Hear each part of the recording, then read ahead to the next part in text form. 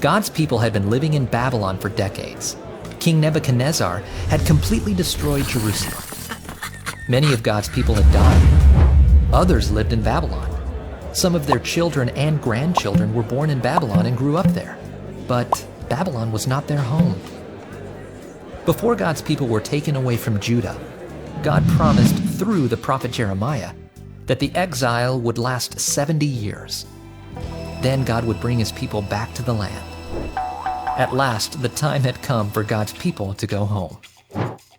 Cyrus, king of Persia, had taken over Babylon. God gave Cyrus an idea. Cyrus made an announcement. God wants me to build him a temple in Jerusalem. So let all of God's people go back to Jerusalem so they can rebuild the Lord's temple. Anyone who stays behind should give the travelers anything they need: gold and silver, animals, and gifts for God's temple. The exile was over. God's people were free to go back to their homes. God's promise was coming true. So the people got ready to go to Judah. All their neighbors helped them by giving them gifts: gold and silver, animals, and other expensive things.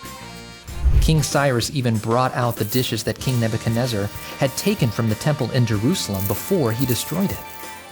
The king's treasurer counted them: 30 gold basins, 1,000 silver basins, 29 silver knives, 30 gold bowls, 410 silver bowls, and 1,000 other pieces. In all, there were 5,400 pieces of gold and silver. The leader of God's people, a man named Sheshbazzar, brought all these things along when the captives returned from Babylon to Jerusalem.